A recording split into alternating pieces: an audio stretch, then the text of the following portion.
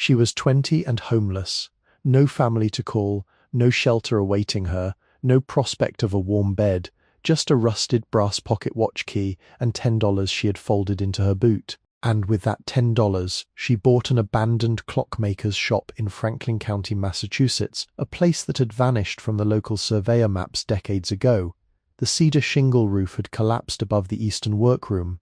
The foundation sills were sinking into the frost-heaved earth. The county had condemned the structure, boarded the windows, and scheduled demolition following the spring thaw. But what nobody knew was that behind the massive oak case of a silent master regulator clock, in a sealed compartment that had not been opened in over 80 years, was something that would change her life forever. Before we continue, if stories like this mean something to you, hit subscribe and tell us in the comments where you're watching from.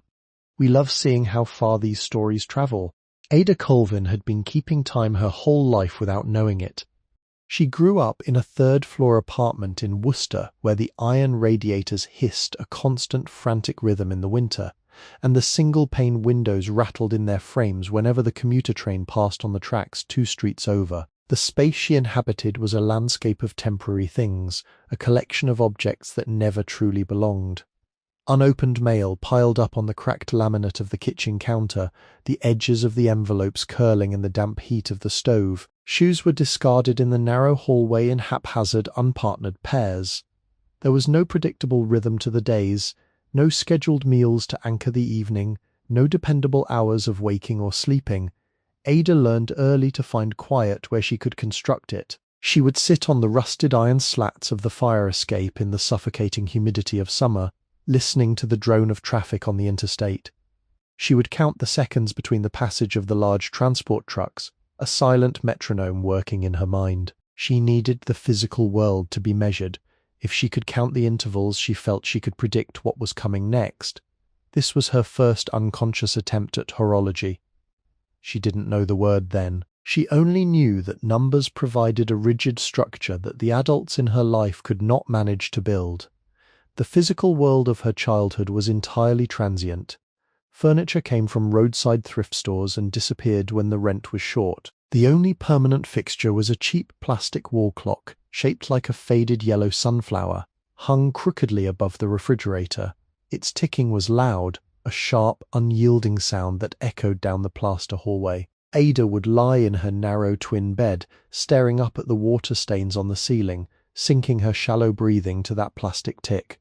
It was a poor substitute for a heartbeat, but it was consistent. It did not leave, it did not change its mind. Her mother, Sarah, was a woman composed of nervous energy and sudden, inexplicable fatigues. She wasn't an unkind person, and there was no violence in the apartment, no shouting that bruised the air. There was only a pervasive, hollow absence. Sarah drifted through the small rooms like a loose leaf on a slow, stagnant current.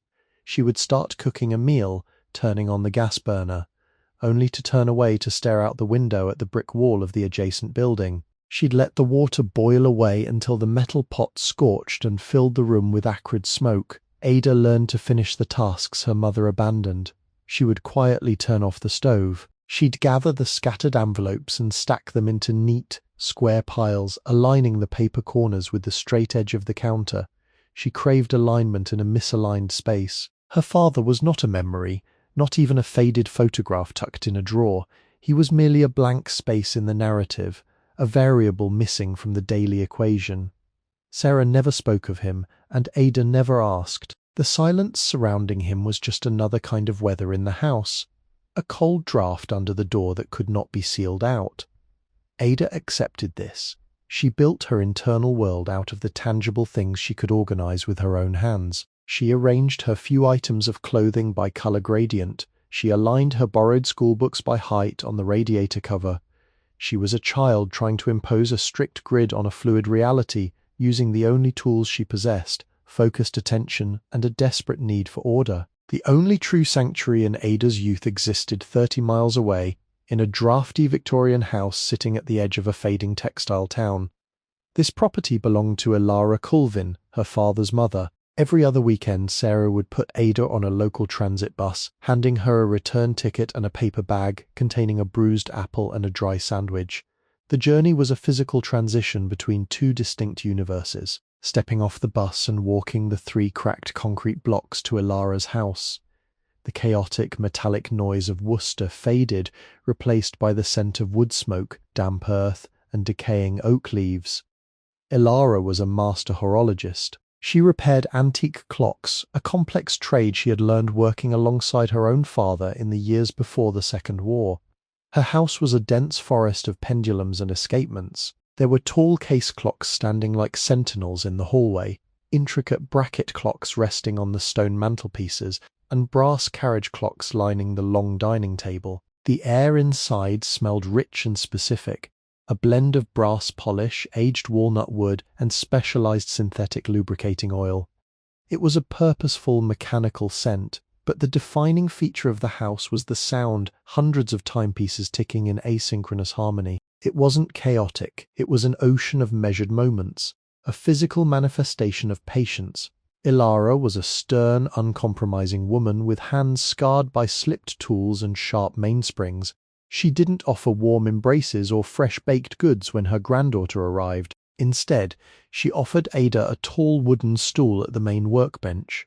She taught the girl how to wedge a jeweler's loop into her eye socket without squinting. She showed her how to use fine brass tweezers to manipulate gear pinions smaller than a grain of rice. The weekend ritual was immutable. Saturday mornings were for cleaning. They would disassemble complex brass movements, soaking the plates in an ammonia solution, brushing the tiny teeth until they gleamed like gold under the workbench lamp. Sundays were for reassembly and oiling. Ilara taught Ada that a machine is only as reliable as its friction points. Too much oil attracts dust and stops the delicate movement. Too little oil grinds the steel pivots down to metallic dust. The balance had to be exact. In that workshop, breathing in the solvent fumes, Ada found the solid structure her mind had always sought. The universe made sudden sense when it was broken down into a mainspring, a gear train, an escapement, and a swinging pendulum. It was during one of these Sunday afternoon sessions, while a cold November rain lashed fiercely against the frosted window panes of the study, that Ilara offered the only piece of philosophy Ada would ever carry into adulthood. Ada was struggling to compress a coiled steel mainspring into its brass housing barrel. The dark metal was resisting her fingers, trying to explode outward with violent, stored force. Her hands were cramping, the muscles tight, and she let out a sharp, frustrated sigh, ready to throw the tool across the room. Ilara placed a dense, calloused hand over Ada's trembling fingers, steadying the volatile steel. "Don't fight the tension, Ada," her grandmother instructed, her voice raspy and low. "Time is just stored energy. You have to respect the coil. If you force it, it breaks. If you guide it, it will run for a century." When Ada was 16, the ticking stopped. Ilara passed away quietly in her sleep on a Tuesday night. Because Ada was not there to witness it, she always imagined the scene as a quiet mechanical failure, a heart slipping a crucial gear, a brass pendulum swinging to a gentle halt. Sarah did not have the financial means or the mental inclination to manage an estate. There was no written will left behind. The bank, holding a second mortgage that Ilara had taken out years prior to purchase a specialized jeweler's lathe, moved with bureaucratic speed. The Victorian house was locked. The clocks were silenced, winding down one by one over 8 quiet days. An estate liquidation company arrived with padded canvas blankets and flat cardboard boxes. Ada begged her mother to let her go to the public auction, pleading to salvage at least one set of Ilara's hand-turned screwdrivers, or the small brass polishing wheel. Her mother, overwhelmed by her own chronic weariness, refused to make the drive across the county line. The heritage of the Kulvin family was dispersed into the hands of antique dealers and casual weekend collectors. Everything was sold to satisfy the ledger. The only item Ada managed to keep was a small, rusted brass pocket watch key, no larger than a house key, which she had slipped into her coat pocket during the brief funeral reception. It had a square winding pipe and a flat bow engraved with a tiny crescent moon. It unlocked nothing she owned, but she kept it strung on a piece of twine around her neck, a piece of cold metal resting perpetually against her collarbone. Shortly after Ilara's death, a man named Richard moved his belongings into the Worcester apartment. He was a man of blunt edges and sudden, unpredictable movements.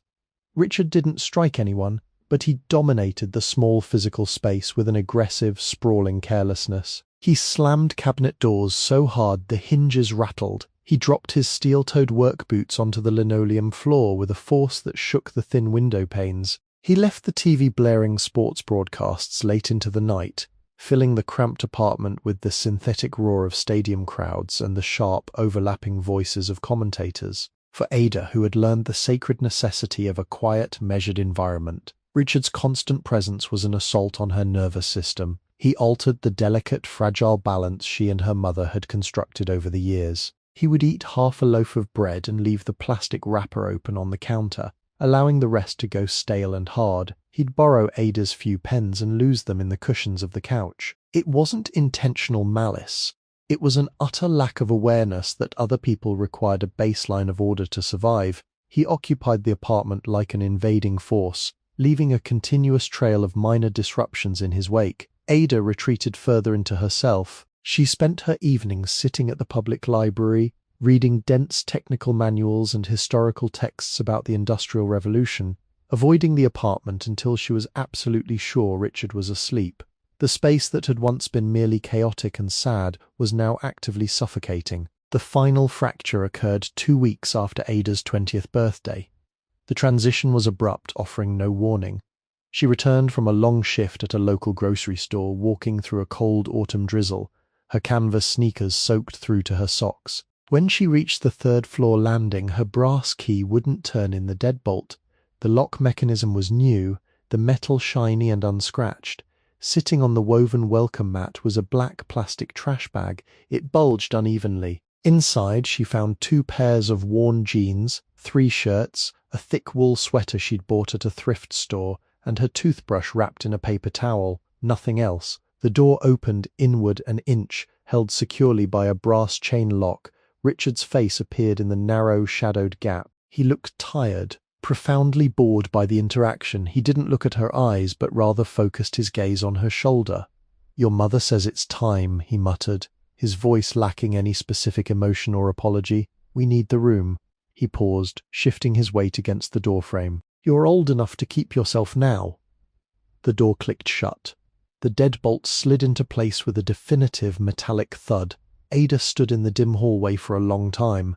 The fluorescent bulb overhead flickered, buzzing loudly like a trapped wasp against glass. She didn't knock on the painted wood. She didn't call out for her mother. She knew, with the precise logic of a gear slipping a broken tooth, that the mechanism of her childhood had permanently disengaged.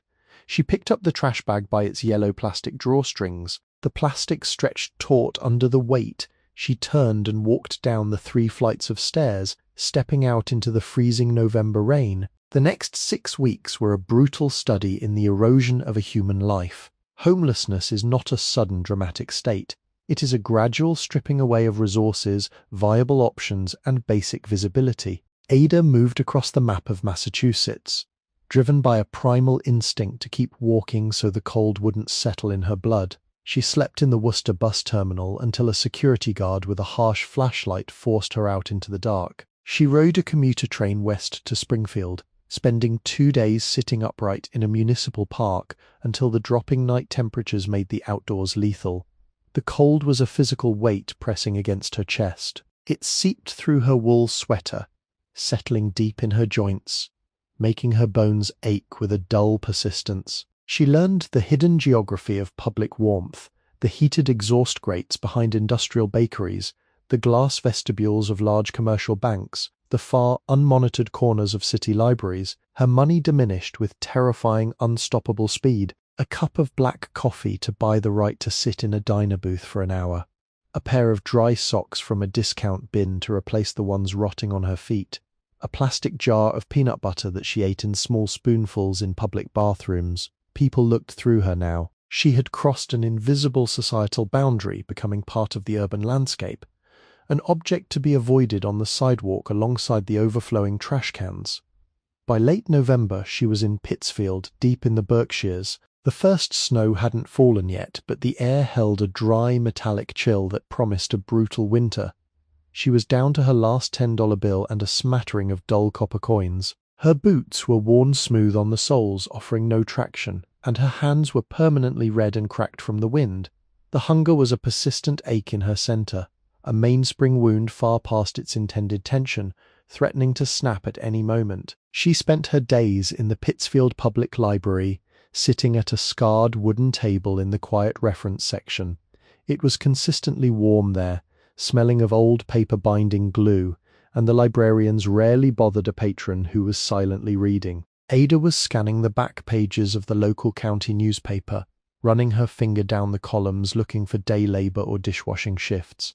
Her eyes, trained long ago by Alara to notice the smallest anomalies in a complex field of vision, caught a tiny block of text in the legal notices section. It was a dense list of tax-delinquent properties slated for county seizure and public auction. Most were empty scrub lots or burned-out residential shells with starting bids in the thousands, but one entry, buried near the bottom of the column, drew her immediate focus. Franklin County, Parcel 42, River Road, former commercial structure, clock shop. Delinquent taxes waived, $10 clearing fee for immediate deed transfer. Condemned status. The words clock shop seemed to vibrate off the cheap newsprint. It was an absolute impossibility, a ghost from her grandmother's world appearing in the sterile fluorescent light of the library. The required price was the exact denomination of the crumpled paper bill sitting in her pocket. Ada reached into her coat and touched the $10 bill. The paper felt soft, worn to the texture of fabric from being folded and unfolded 100 times. It was the absolute end of her safety net. It could buy her 3 more days of cheap food, perhaps a surplus military blanket from a second-hand store. But it could not buy her a future. It could only prolong the slow, degrading slide into the winter streets. She pulled the brass watch key from beneath her shirt, holding it flat in her palm. The metal warmed quickly to her skin. She had been drifting for weeks, pushed by circumstance, weather, and the decisions of others. She needed a place to stand still. She needed solid walls, even if the wood was rotting. She needed a door she could close against the wind. The decision formed in her mind without fanfare or debate. She would trade the last of her mobility for a piece of ground. She didn't know yet that the building had been waiting for her. The heavy diesel engine of the Peter Pan bus idled loudly as it dropped her off at a deserted gas station at the very edge of Franklin County. From there, it was a 12-mile walk along a 2-lane state highway. The sky overhead was a flat, bruised purple, laden with the threat of an early sleet storm. The landscape here was vastly different from the urban concrete sprawl of Worcester. Dense, unbroken stands of sugar maples, white birches, and towering eastern hemlocks crowded the narrow shoulders of the road, their bare branches scratching against the grey sky like wire brushes. The wind coming off the rolling hills was sharp and unforgiving. It cut directly through her thin canvas jacket, seeking the sparse warmth trapped against her skin. By mid-afternoon her legs were trembling violently, the muscles burning from the sustained undernourished effort. She found temporary shelter in an old leaning hay barn set 100 yards back from the road. The interior smelled profoundly of dry dust, aged clover, and the sharp tang of old tractor grease. She sat on a bale of ancient, brittle hay, rubbing her cracked hands together to keep the blood circulating. The temperature was dropping fast, nearing freezing. She knew she couldn't stay. If she fell asleep in the quiet barn, the cold would take her silently in the night. She forced herself back onto her feet, stepping out into the biting wind, putting one worn boot in front of the other, focusing only on the stretch of asphalt immediately ahead. She reached the village limits just as the street lamps flickered on, casting pools of weak yellow light onto the cracked asphalt.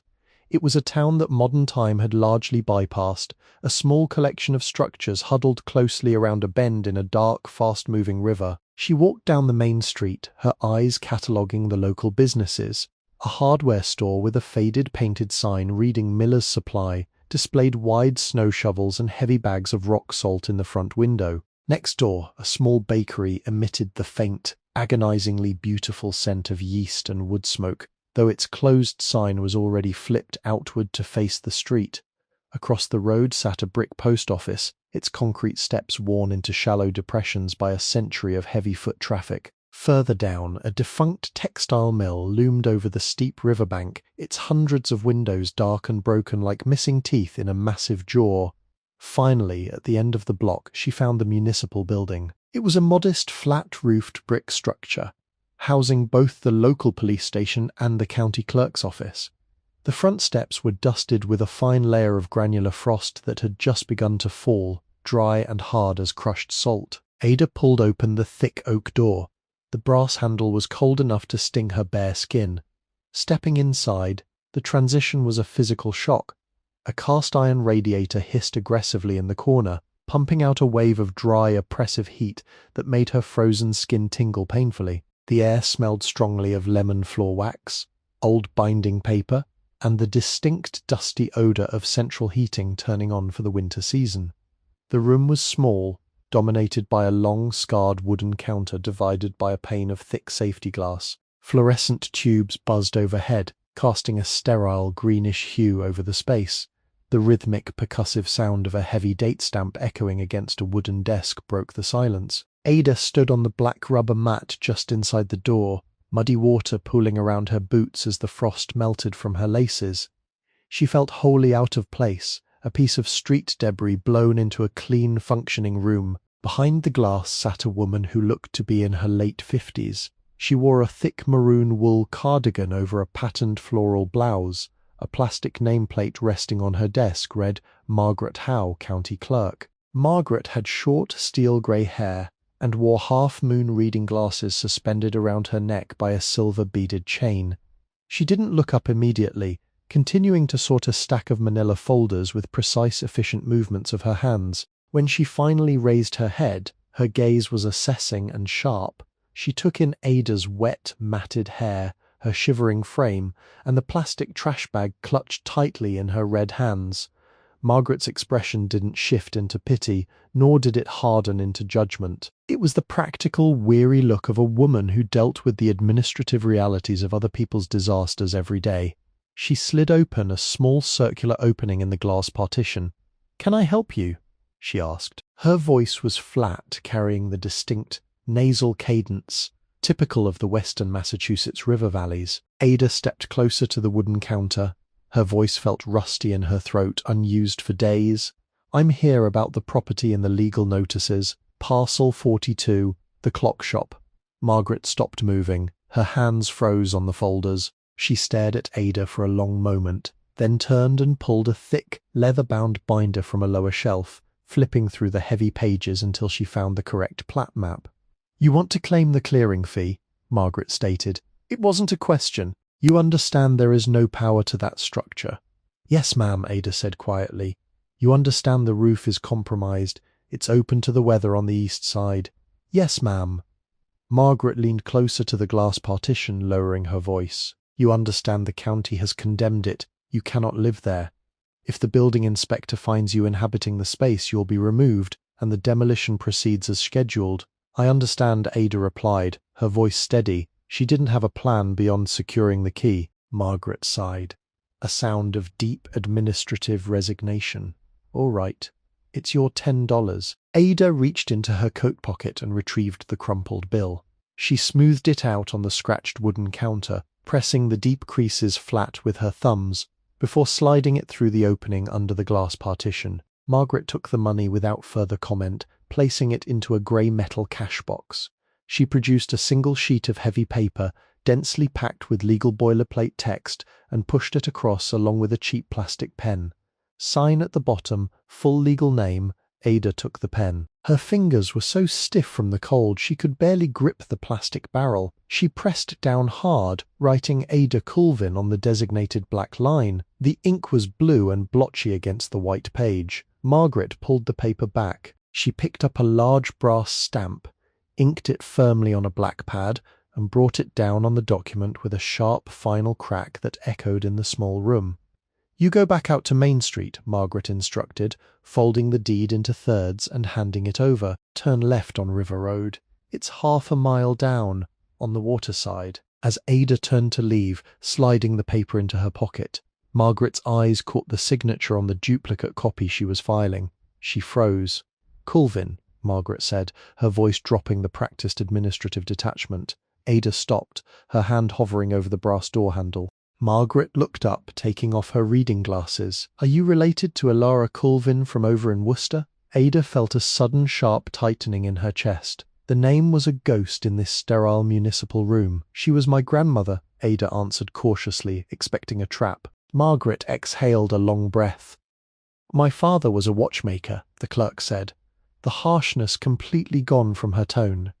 He sent his complex escapement work to Ilara for 20 solid years. Said she had the only honest hands in the state. Margaret looked down at the metal cash box containing the $10 bill, then back at Ada's thin canvas jacket. The clerk reached under her desk, produced a dense iron skeleton key on a simple wire ring, and slid it under the glass. Be careful out there, Ada Kulvin. The river runs high this time of year. Ada left the municipal building and followed the directions. The granular frost had turned into actual snow, small white flakes swirling in the wind, catching in the bare branches of the red oaks that lined River Road. The street moved away from the town centre, winding along the steep edge of the dark, rushing water. She passed a few scattered houses set back from the road. At one, a man in a red flannel coat was splitting cordwood by the yellow glow of a porch light, the sound of his axe carrying clearly through the cold air. At another house, a golden retriever lay on the frozen lawn, watching her pass without lifting its heavy head. The paved road soon turned to packed dirt and gravel, crunching loudly under her boots. The cold was absolute now, numbing her cheeks and making her eyes water constantly. She walked for 15 minutes, the space between the houses growing wider, the sound of the rushing river drowning out the wind in the trees.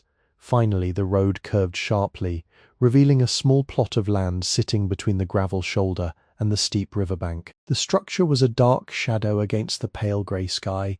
It was a modest, single-story 19th-century commercial building, built in the traditional New England vernacular style. The wooden clapboard siding, once painted white, had weathered over the decades to a pale bone grey, peeling away in long, brittle strips. The foundation was made of massive fieldstones, some of which had shifted in the frost, giving the entire building a slight, unsettling lean toward the water. A wooden porch spanned the front facade, the floorboards bowed and covered in patches of dark green moss.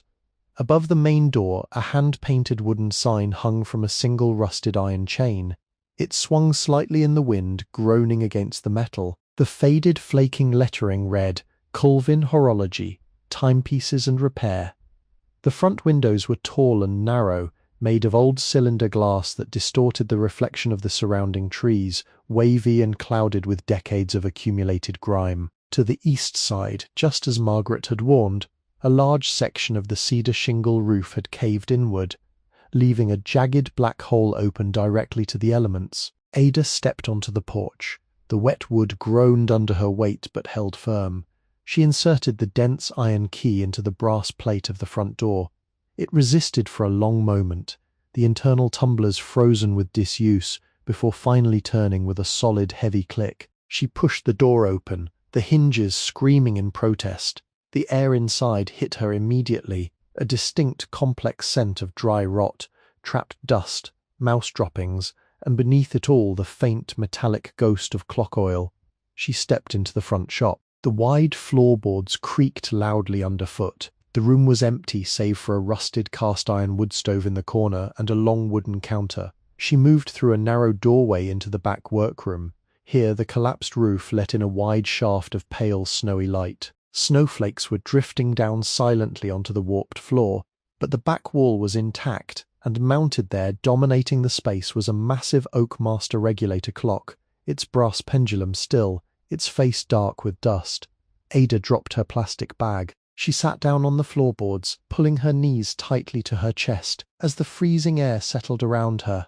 She did not know how she would survive the coming winter, but she was inside.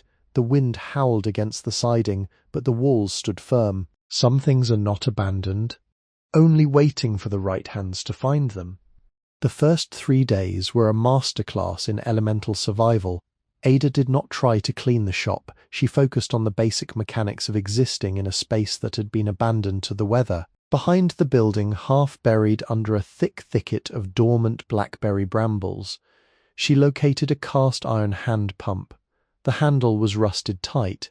She found a flat river stone and tapped the metal joint for an hour, chipping away the rust until the iron groaned and moved. The water that eventually spilled out was rust-colored at first, then ran clear, smelling sharp and metallic, like cold steel.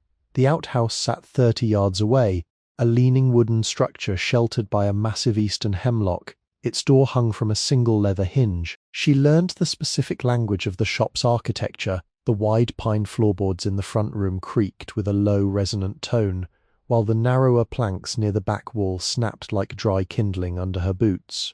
She didn't have heat yet. She slept curled in a tight ball on the floor, wearing her canvas jacket, shivering violently until sheer exhaustion dragged her down. When she woke, her breath plumed white in the indoor air. On the morning of the 4th day, she walked back along River Road into the village centre. The sky was a pale, cloudless blue, but the temperature hovered in the low 20s. She pushed open the door of Miller's Supply. The bell attached to the frame rang with a dull, brassy thud. The interior was a sensory revelation. The air was thick and warm, carrying the intertwined scents of boiled linseed oil, raw pine lumber, dry fertilizer, and the oily tang of new machine parts. Aisles were narrow, flanked by tall wooden bins holding galvanized nails sorted by pennyweight. A man stood behind the high wooden counter, sorting brass plumbing fittings into glass jars. He was tall and angular, wearing a faded green flannel shirt and worn canvas work pants. He had a dense silver beard and eyes the color of washed slate. He watched Ada approach, his hands pausing in their task. He noted the dark circles beneath her eyes and the way she held her shoulders rigid against the residual cold in her bones. He didn't offer a cheerful greeting, he simply waited, respecting the silence of the empty store. Ada stepped up to the counter. She placed her hands flat on the scratched wood to hide their trembling. "I bought the old clock shop," she said, her voice raspy. "The Kulvin place." The man nodded slowly, his expression unchanging. "I'm Elias Miller," he replied. "My grandfather sold Arthur Kulvin the nails to build that front porch." He looked at her wet canvas shoes. "You need to clear the chimney before you freeze to death. The masonry is sound, but it's choked with 80 years of soot." Ada swallowed hard. "I don't have any money left," she stated. It was a blunt admission devoid of pride. Elias didn't flinch.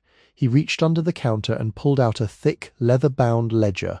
He opened it to a blank page near the back, picked up a fountain pen, and wrote her name at the top in precise, sloping cursive. "We work on a ledger system for folks who own property in the county," he told her.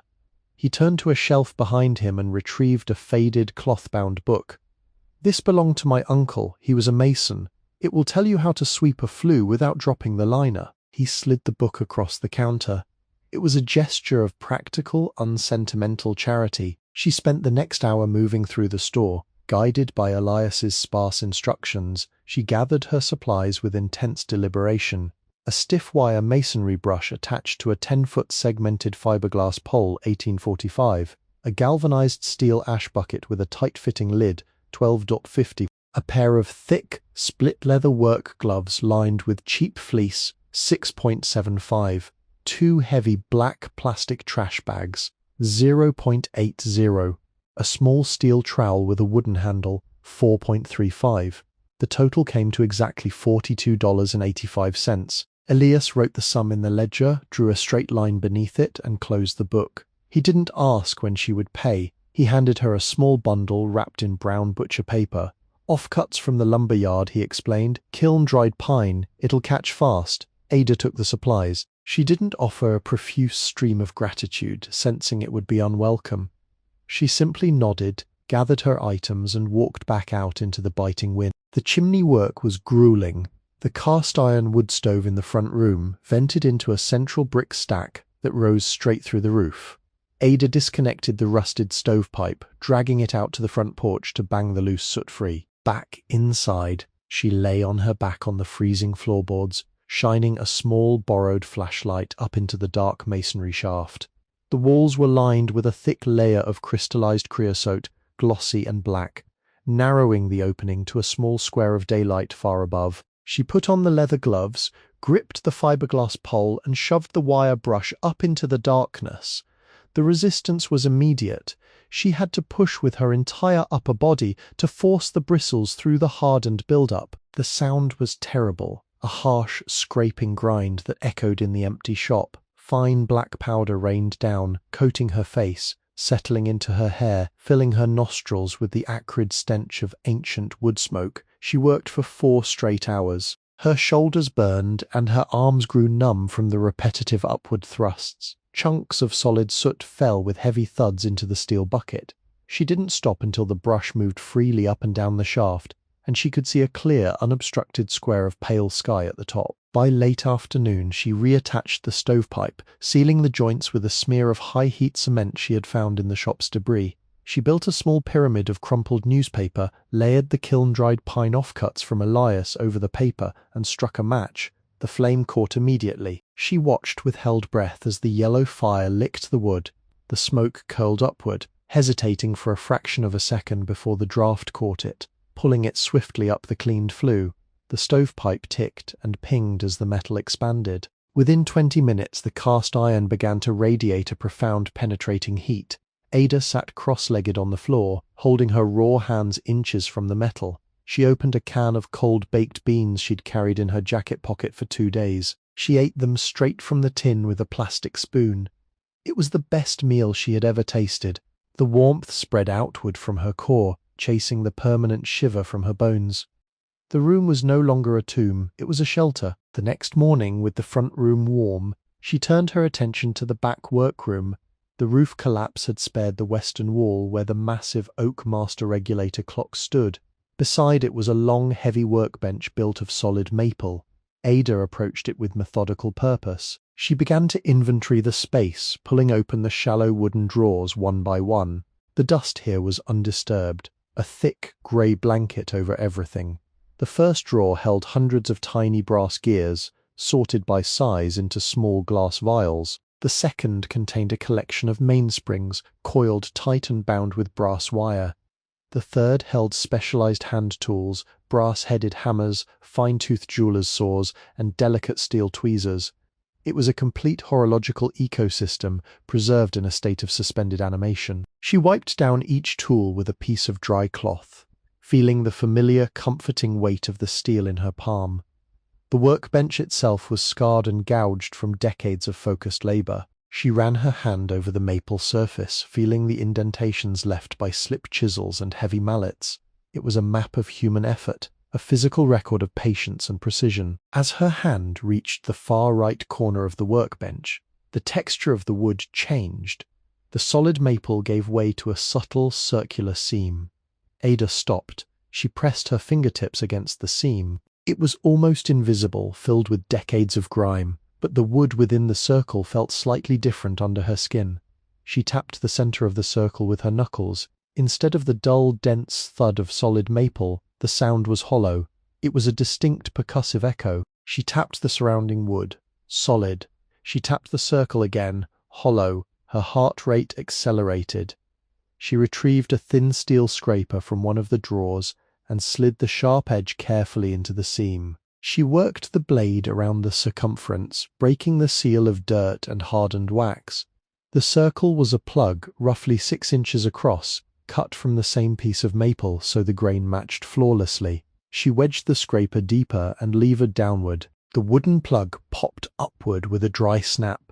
Beneath it was a cylindrical void carved deep into the thick leg of the workbench. Ada peered into the hole.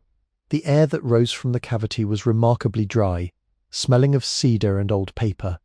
Resting at the bottom of the compartment was a heavy bundle wrapped in oilcloth, tied tightly with waxed cotton twine. She reached in and grasped the twine. The bundle was dense, weighing perhaps 5 pounds. She lifted it out and set it on the cleared surface of the workbench. Her hands were shaking. She found a sharp knife in her coat and cut the twine. The waxed cord snapped. She unfolded the dark, stiff oilcloth. Inside were 3 separate items. The first was a soft leather tool roll. She untied the leather thongs and rolled it open. Inside sat a pristine set of hand-engraved brass screwdrivers and a master watchmaker's lathe attachment, gleaming without a single spot of rust. The second item was a small, heavy canvas sack. She loosened the drawstring and poured the contents onto the maple wood. It was raw material: small ingots of high-carbon steel, blocks of pure beeswax, and a small glass bottle sealed with wax, containing a golden viscous oil. The third item was a rectangular tin box, the kind used for imported loose tea, its exterior decorated with faded red and gold enamel. She picked up the tin box. It was surprisingly heavy. She pried the tight-fitting lid off with her thumbs. Inside, resting on top of a folded piece of heavy parchment, was a thick stack of paper currency and a collection of loose coins. Ada took the money out, her mind struggling to process the visual information. The bills were old, smaller than modern currency, with different portraits and blue ink seals. Silver certificates. She counted them slowly, laying them out in neat rows on the workbench. 20 $10 bills. 55 bills. It was a small fortune in historical terms. Beneath the bills were the coins. She sorted them by type. Heavy silver $half featuring a walking figure of liberty, smaller dimes with a winged head on the obverse. She counted every piece. The total came to exactly $487.43. At the very bottom of the tin, beneath the loose change, lay a small, dark velvet box. She opened it. Pinned to the white satin lining was a military medal, a silver star centered on a bronze laurel wreath, suspended from a red, white, and blue ribbon. Engraved on the back of the heavy bronze pendant was a name, Thomas Kulvin, and a date, 1944. Ada stared at the items spread across the workbench. The light in the room was beginning to fail as the sun dipped behind the hills across the river. The parchment letter remained at the bottom of the tin box, folded in thirds, its edges sharp and unbroken. She didn't touch it. She felt a sudden, profound sense of intrusion, a fear that unfolding the paper would release a ghost she wasn't prepared to meet. She placed the money, the coins, and the medal back into the tin, put the lid on tight, and wrapped the entire bundle back in the oilcloth. She needed space. She walked out the back door of the shop and stood on the steep bank above the river. The water was black and fast, churning over the submerged rocks with a continuous rushing roar. The cold air burned her lungs. She watched the water for a long time, letting the sound wash over her, grounding her in the present moment. She was no longer just a transient figure passing through a forgotten town. She was standing on the anchor point of a lineage. She stayed outside until her fingers were numb, waiting for the courage that daylight would bring. Some things are not abandoned, only waiting for the right hands to find them. The morning light came through the clouded cylinder glass of the front windows in a diffused grey wash. The wood stove had burned down to red embers overnight, keeping the worst of the cold at bay. Ada sat cross-legged on the floorboards, the oilcloth bundle resting in her lap. She had brewed a cup of black tea using water from the pump, boiling it in a dented aluminum pot over the hot iron stove. The heat of the mug grounded her hands. She untied the waxed twine, unfolded the stiff cloth, and removed the tin box. She set the money and the velvet case aside, leaving only the folded parchment at the bottom. She took a deep breath, the air sharp in her lungs, and lifted the paper. The parchment was thick, retaining a crispness despite the decades in the dark. As she unfolded the first crease, she recognized the handwriting immediately. It possessed the same aggressive slant, the same heavy pressure on the downstrokes that she had seen in Alara's bench notes. But the ink here was black, and the hand was older, slightly less steady. She smoothed the page flat against the floorboards. The letter was dated November 14th, 1946. My dear one, whoever you are, if you're reading this, the shop has passed out of the hands of the current generation, and the silence has finally been broken. I am Arthur Kulvin, master clockmaker, and I'm writing this in the fading light of a trade that I know will not survive the coming century. I seal this today because Dr. Aris in Boston has given me 6 months, perhaps 8 if my heart decides to be stubborn. I will not spend them grieving. I will spend them ensuring that the knowledge of our hands does not vanish into the dirt with me. We did not start in this valley.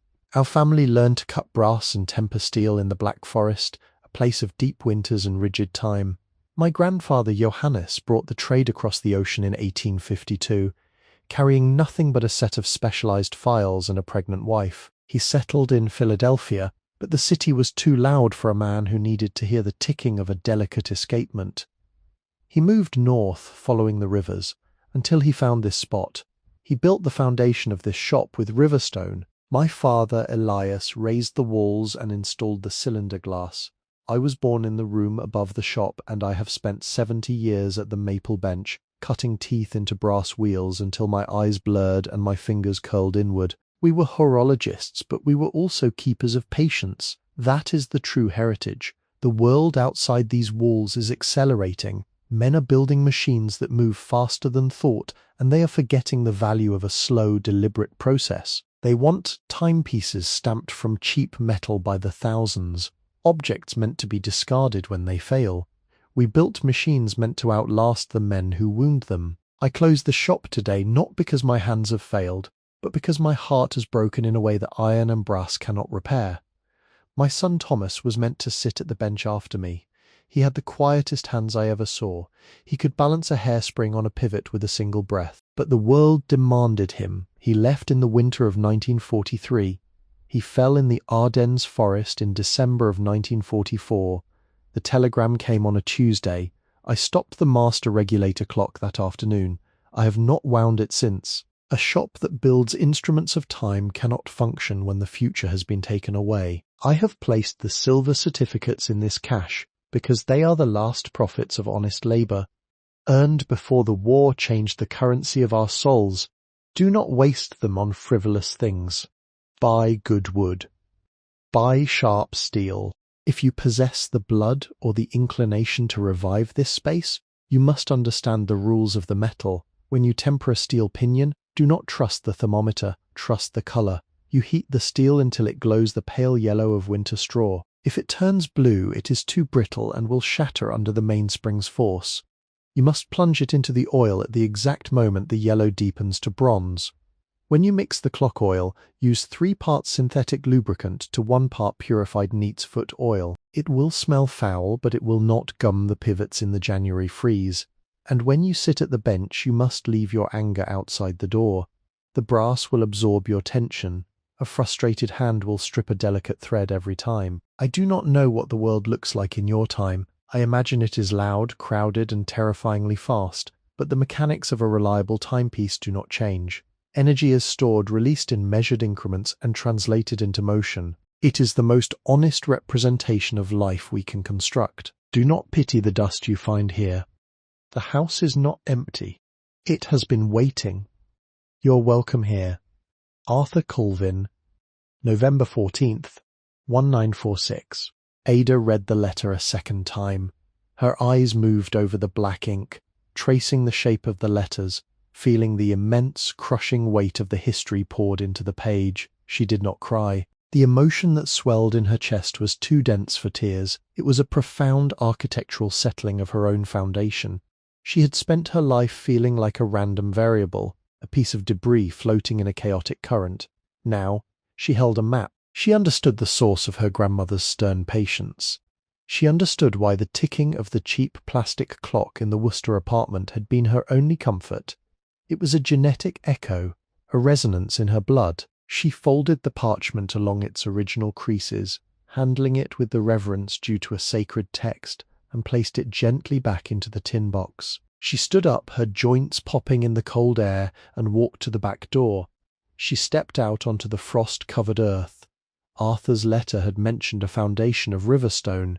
She walked to the western edge of the building, dropping to her knees in the dead, brown grass. She brushed away the frozen soil and dead oak leaves from the base of the wall. There, set into the mortar between 2 massive rounded river stones, was a smaller flat piece of slate. Carved into the surface, barely visible under a layer of green lichen, was the date 1855 and a small distinct crescent moon. The same moon that was etched into the brass pocket watch key hanging around her neck. She pressed her bare fingers against the cold slate. The connection was physical, a closed circuit across a century. She went back inside and unwrapped the leather tool roll. She selected a small brass-headed mallet, its handle worn smooth by Arthur's palm. She carried it to the wood stove, sitting on the floor in the spreading warmth. She held the tool in her lap, feeling the balance of the weight. It wasn't just a hammer, it was an extension of intention. She watched the flames flicker behind the cast-iron grate. The fire cast long, dancing shadows across the wide floorboards. For the first time in her life, the silence in a room didn't feel threatening. It felt expectant. Her mind drifted back over the past 4 days. The trajectory of her survival hadn't been a solitary achievement. It was a chain of microscopic, critical kindnesses from strangers. The silent security guard in Worcester, who had waited an extra hour before waking her. The bus driver who hadn't charged her for the last zone when her money ran short. Margaret, the county clerk, who had handed over the key instead of enforcing the demolition order. Elias Miller, who had offered a ledger line and a book of masonry to a girl with no collateral. They were all small gears in a vast, unseen mechanism, transferring energy, keeping the movement alive. We often think that survival is about sheer brutal force, about building walls and hoarding resources. But if you look closely at the architecture of a human life, the structural integrity almost always relies on the quiet, unrecorded moments when someone chooses not to look away. If you've ever been the recipient of one of those moments, or if you've been the one to extend the ledger when logic said otherwise, leave a comment down below. It helps to remind us all that the machinery of the world isn't entirely broken. Ada placed the tin box, the wrapped tools, and the canvas sack of materials in a neat row against the wall near the stove. She lay down on the floor, pulling her canvas jacket tight around her shoulders. She placed the brass-headed mallet next to her hand, her fingers resting lightly against the smooth wood of the handle. She watched the red glow of the embers until her eyes grew heavy. The wind outside howled down the river valley, rattling the cylinder glass in the window frames. But the sound didn't reach the quiet center of her mind. For the first time in 20 years, she closed her eyes and knew exactly where she was. The true winter arrived on the 4th of December with 14 inches of dense, ponderous snow that fell without wind, accumulating in silent, massive drifts. Ada sat inside the drafty shop, her canvas jacket zipped to her chin, reading the 3rd chapter of the masonry and carpentry manual Elias Miller had given her. She read the section on structural roofing 3 separate times until she could recite the load-bearing equations from memory. She possessed no margin for error. A failed repair over the eastern workroom would mean the destruction of the master regulator clock and the rotting of the maple bench below it. She flattened a brown paper grocery bag on the floorboards and began her material calculations using a blunt pencil. The open space required 4 squares of coverage. She wrote down the specific needs: 18-inch number 1 grade hand-split cedar shingles, 990 individual pieces plus a 10% buffer for waste. 30-pound asphalt felt underlayment, 3 boxes of 4-penny galvanized hot-dipped roofing nails, each 1¼ inches in length, a roll of malleable lead ridge cap, 6 2x6 spruce boards for sister rafters. She walked the 2 miles to the hardware store the next morning, the snow crunching loudly under her boots. She handed the brown paper bag across the wooden counter. Elias reviewed the numbers, his slate eyes scanning the precise arithmetic. He didn't ask how a 20-year-old girl knew to specify hot-dipped galvanization over standard zinc. He simply added the total to her ledger line. As she turned to organize the delivery, Elias reached beneath the counter and produced a steel roofing hatchet with a stacked leather handle. "Belonged to my uncle," the store owner murmured. "The blade is sharp. Don't swing from the elbow, swing from the wrist." The lumber truck arrived 2 days later, bringing the materials and a man named Marcus. He was a 72-year-old retired framer wearing insulated canvas overalls and a faded wool watch cap. When Ada tried to explain she couldn't afford outside labor, the older man simply unrolled a canvas tool belt. "I collect my Social Security on the 1st of the month," he stated flatly. "I don't need your money. I need to not sit in an armchair watching television." The work took 11 brutal days. They started at 7 every morning, climbing a wooden extension ladder in the freezing dawn. Ada learned to cut away the rotted timber, fitting the new spruce sister rafters alongside the old beams, driving 3 massive carriage bolts from the underside up to secure the joint. Marcus showed her how to snap a blue chalk line exactly 7 inches below the eave to create a proper 1½ inch drip overhang. They worked in a rhythm. She learnt the 3-stroke method: set the nail, drive the shank, sink the head flush. She made mistakes. "That nail's proud," Marcus would say, his voice carrying over the wind. "Pull it," or, looking down a row of cedar, "course is crooked. Reset the line." By mid-December, the jagged hole was sealed. Ada spent her first night listening to the wind howl over the structure, feeling the profound structural silence of a dry room. The month of January brought a bitter, persistent cold that hardened the earth like iron. With the roof secure, Ada turned her attention to the central brick chimney stack. The masonry on the west face, exposed to decades of prevailing winds, was failing. The bricks were spalling, their fired faces flaking away to reveal soft clay beneath, and the old mortar had turned to a dry, crumbling powder. It was a fire hazard that rendered the cast-iron stove dangerous to operate during high winds. She returned to Elias's manual, studying the complex chemistry of historic masonry. Modern Portland cement would be too rigid. It would trap moisture and shatter the soft 1855 bricks during the freeze and thaw cycle. She set up a mixing station on the front porch. The recipe for the exterior shaft required a specific ratio, 1 part hydraulic lime to 2.5 parts sharp sand, mixed exclusively with clean rainwater she had collected in a galvanized tub. For the interior firebox, the heat demanded a different mixture entirely, 1 part powdered fireclay to 3 parts sand, stabilized with just a small handful of Portland. The labor was agonizingly slow. The temperature rarely rose above the low 20s. She had to use her bare hands to press the mortar deep into the raked joints, and her fingers would go totally numb every 15 minutes. She'd retreat inside, holding her hands over a small kerosene heater until the blood returned in a wave of painful, stinging heat, then go back out to the scaffolding. She worked section by section, wetting the old brick so it wouldn't pull the moisture out of the new mortar too quickly. It took 3 agonizing weeks to repoint the stack from the roof line down to the foundation. In late January, with the final joint struck smooth and cured under a canvas tarp, she built a massive test fire in the cast-iron stove. She stood outside in the freezing dusk, watching the chimney top. The smoke rose in a straight, clean column. No grey haze leaked from the bricks. The draught was flawless. The original floorboards in the front shop were massive planks of eastern white pine, ranging from 14 to 20 inches wide, fastened directly to the joists with hand-cut iron rosehead nails. Over the decades, the wood had absorbed layers of dirt, spilled machine oil, and the dark, sticky residue of wood smoke. Ada wanted to strip the accumulation away without erasing the physical history of the foot traffic. She borrowed Elias's battered pickup truck and drove 20 miles south to a larger town to rent a commercial drum sander for $14 a day. The machine was a heavy, temperamental beast made of cast aluminum and thick rubber belts. She spent 4 days wrestling the sander across the wide planks. The vibration rattled her teeth and left her arms aching long into the night. She started with a coarse 80 grit paper, stripping away the black surface grime, then moved to 120, and finally to a fine 220 grit that left the pine feeling like smooth velvet. The dust was pervasive, coating her eyelashes and settling into every crevice of the room. Once the wood was bare, she applied the finish.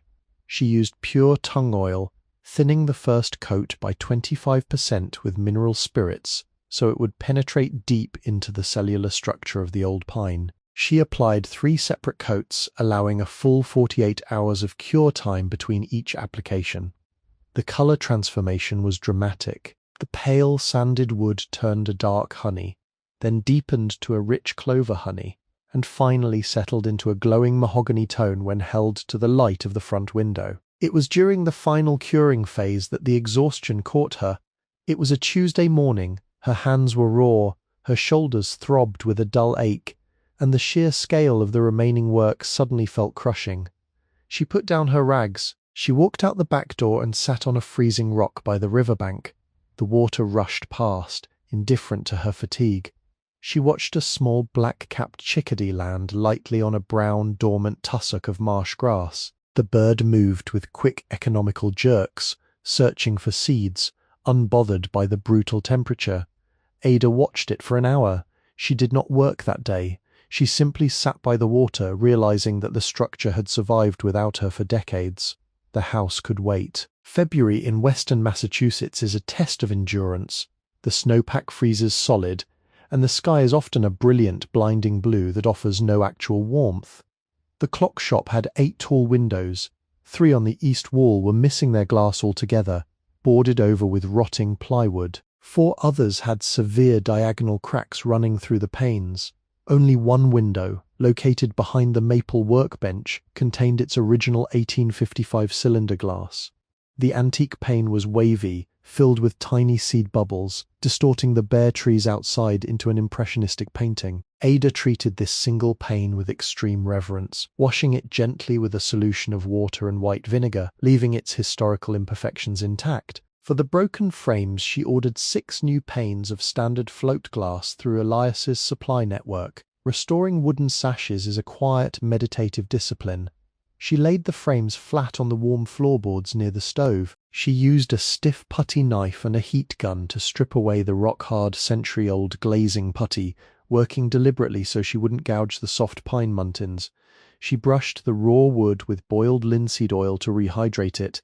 The installation process required absolute focus. She laid a thin bead of DAP 33 glazing compound in the channel, pressed the new glass firmly into the bed, and secured it with tiny metal glazier's points pushed into the wood every 4 inches. Then came the true test of skill, pulling a clean, continuous 45-degree bevel bead of putty along the edge to seal the glass against the weather. It took days of practice before her lines were straight and clean. She rehung the sashes using new 1/4-inch braided cotton cord, tying a secure figure-8 knot at the heavy lead counterweights hidden inside the wall pockets.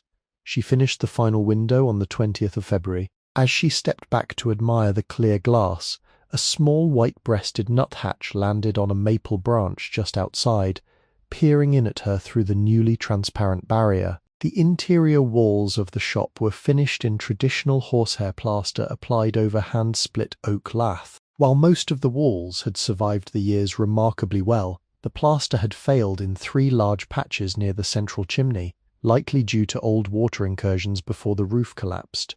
Each damaged section was roughly 2 feet square, exposing the horizontal wooden strips beneath. Ada found a heavy, unmarked paper sack of dry lime and actual horsehair in the back room of Miller's Supply. Elias told her it had been sitting there since the late 1970s. She tackled the repairs using the traditional 3-coat method. She wet the dry oak lath with a spray bottle, then mixed the scratch coat, a coarse blend of lime, sand, and hair. She pushed the wet mud through the gaps in the lath with a steel trowel, creating the keys that would lock the plaster to the wall, then scored the surface with a nail to give the next layer something to grip. After letting it cure for 2 days, she applied the brown coat, bringing the surface out 3/8 of an inch until it was flush with the surrounding wall. She let this layer cure for a full 72 hours, maintaining a damp environment in the room so the lime wouldn't dry too fast and crack. The final application was the finish coat, an 1/8 of an inch of pure, smooth lime putty, applied with a flexible steel blade. She worked the trowel in wide, sweeping arcs, pressing the white paste until it gleamed like polished bone. She stepped back, wiping the alkaline dust from her forehead. These patches would hold another 100 years. Some things are not abandoned, only waiting for the right hands to find them. The town observed Ada's labor with a quiet, unobtrusive vigilance. There was a cafe on Main Street run by a woman named Maggie O'Donnell. Maggie was a formidable presence with tarnished copper hair pinned up in a complex twist, always wearing modest silver jewelry that clinked when she poured coffee. Ada had never stepped inside the diner, too aware of her dwindling funds. Yet twice a week a brown paper bag would appear on the frozen boards of the clock shop's front porch. Inside would be a foil-wrapped slab of meatloaf, a container of hot stew, or half a loaf of dense sourdough bread. In late January, Ada walked into the cafe during the quiet hour before the lunch rush. She placed a small, polished brass gear on the counter. "I can't pay you for the food yet," Ada said quietly. Maggie wiped the laminate counter with a damp rag, not looking at the brass. "You'll pay me in clock repair when the shop reopens," the older woman replied, her tone leaving no room for negotiation. "My grandfather's mantel clock hasn't chimed since I was a girl. Eat the stew while it's hot." Then there was Caleb Warren. He was a 17-year-old high school junior, a farmer's son with sandy blonde hair and a lanky frame, who rode a well-worn 10-speed bicycle despite the snow. Every Saturday morning at precisely 9:30, Caleb would ride up the gravel shoulder, lean his bike against the maple tree, and walk to the cordwood pile Ada had scavenged. Without asking permission, he would pick up the splitting maul and reduce the thick rounds of oak into perfect stove-sized wedges. He worked for exactly 1 hour, accepted a single cup of black tea, and left. On his third Saturday, Ada tried to hand him one of the few silver quarters from her stash. Caleb stepped back, his hands raised. "My mother said," he mumbled, looking down at his boots, "about your grandfather. She knew the stories she said you were owed." He turned and pedaled away before Ada could ask what debt the town thought it was paying. Reverend Boyd provided a different kind of anchor. He was a man in his late 60s with a grey walrus moustache, always wearing a heavy charcoal overcoat that fell past his knees. He took a constitutional walk down River Road every morning at dawn. He never stopped at the property line, never intruded on her workspace. He would simply slow his pace slightly as he passed the shop, tip the brim of his felt hat, and call out, "May the day be a kindly one." It wasn't until late February, as Ada was working near an open window, that she caught the rest of his daily ritual. As he walked past, his lips moved in a barely audible whisper. He was praying for her in passing, using exactly 4 words: "Lord, keep her warm." The building did not have a deep, poured concrete basement. Instead, it sat over a shallow root cellar accessed through a heavy wooden trapdoor set into the floorboards of the back hallway. Ada didn't open it until March, waiting for the ambient temperature to rise above freezing. The hinges shrieked as she pulled the heavy door upward. The air that rose from the dark square was shockingly cold, smelling of damp earth, centuries of spiderwebs and standing water.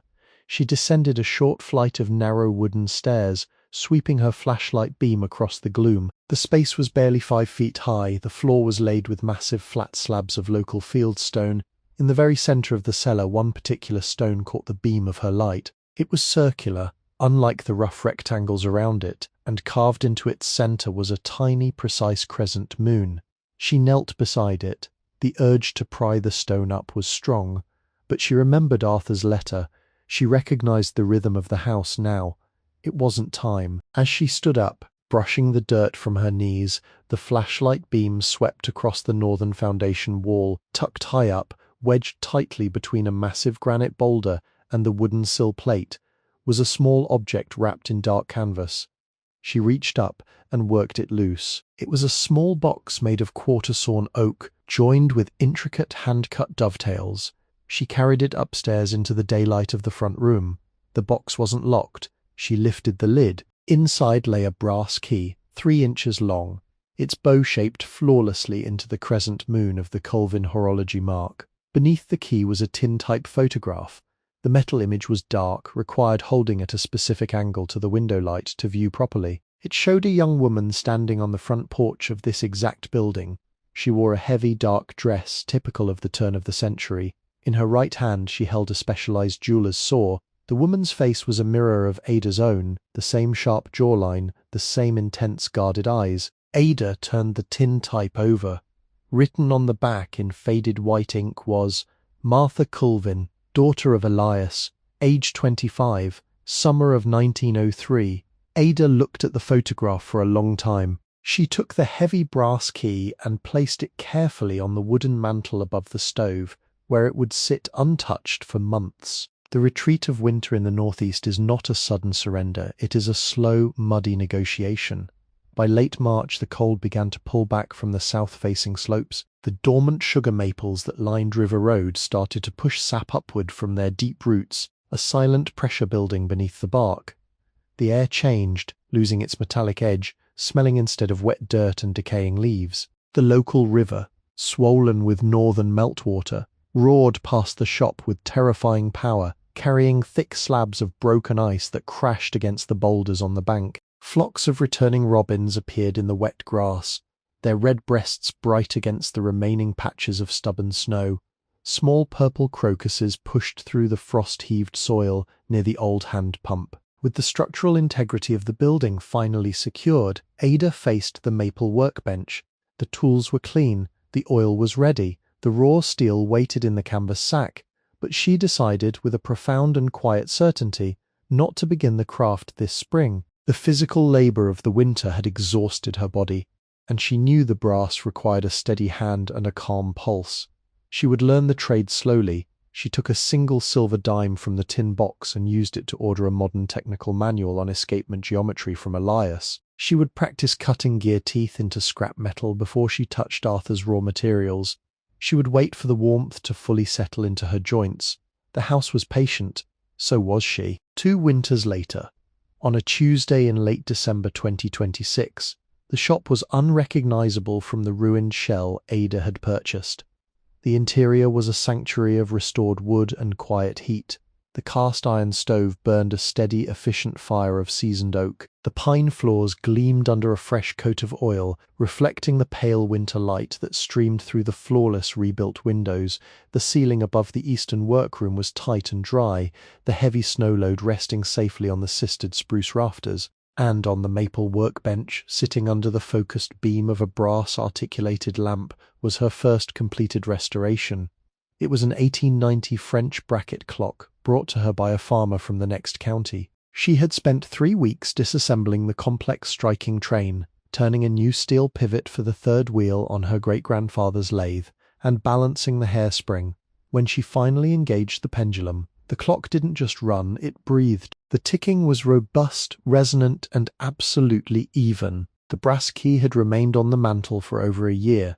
She had searched the house, trying it in every old lock, every interior door, and every cabinet, but it turned nothing. It wasn't until her second autumn, while raking leaves behind the shop, that she noticed a thick, irregular swelling on the trunk of the massive black walnut tree near the property line. She approached it and found a tarnished brass plate embedded deep within the bark, the tree having slowly grown around the metal over the decades. In the center of the plate was a keyhole. She retrieved the crescent-bowed key.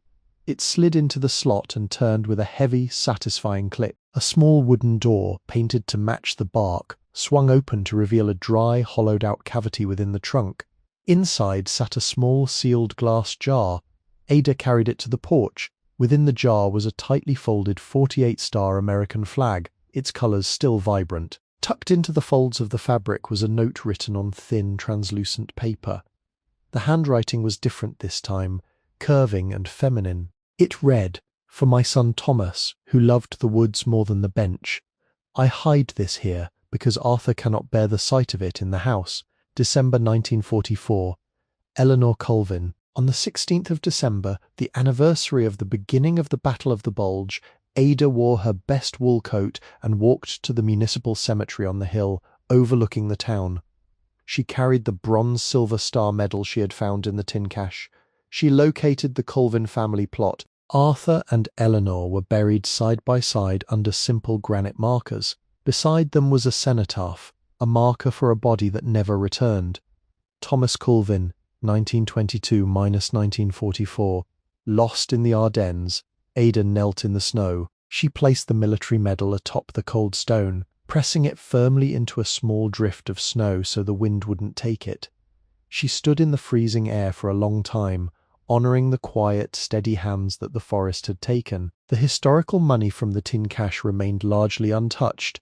Over the 2 years, she had spent exactly 3 of the silver coins, 1 dime for the technical manual, $1.50 to clear her accumulated ledger debt with Elias Miller, who had solemnly accepted the silver coin and marked her account paid in full, and $1.25 to buy a heavy brass padlock for the cellar trapdoor, securing the crescent moonstone for a generation yet to come. The remaining currency was sealed back inside the tin box, wrapped in oilcloth, and returned to the secret compartment in the workbench. It wasn't her money to spend on daily living. It was the shop's endowment reserved for the next time the walls threatened to fall. The business had reopened without fanfare. There was no grand ribbon cutting, no advertisement in the county paper. She had simply walked into Maggie O'Donnell's cafe one morning and pinned a plain white index card to the corkboard near the door. It read, "Kulvin Horology Mechanical Timepieces Restored, River Road." By the end of the first month, a small mailing list of 40 local residents had formed, people bringing heirloom pocket watches and silent mantel clocks out from dusty attics. The town didn't rush her. They understood that good work took time. On a Friday afternoon, Caleb Warren rode his bicycle up the driveway. He was 19 now, taller, his shoulders broader. He didn't carry splitting wood this time. He carried a large, flat object wrapped in a moving blanket. He walked onto the porch and leaned it against the clapboard siding. "Made this in the high school wood shop," he said, not meeting her eyes. "My instructor helped with the routing." He pulled the blanket away. It was a new wooden sign, carved from a single slab of local cherry wood. The letters were painted deep black, sealed against the weather. It read Kulvin Horology Daughters. Ada looked at the plural word. She looked at Caleb. There's room for more than one, he noted simply, turning back to his bike. That evening, as the snow began to fall heavily outside, settling over the slate roof and the dark river, Ada sat at the maple bench. She took a piece of heavy parchment and a fountain pen filled with black ink. She smoothed the paper flat. She thought of Alara's stern instruction in the Worcester apartment. She thought of Arthur's grief.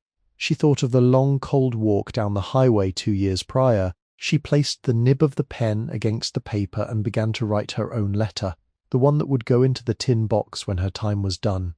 She wrote the same opening words as the man who had built the walls. My dear one, whoever you are, some things are not abandoned, only waiting for the right hands to find them.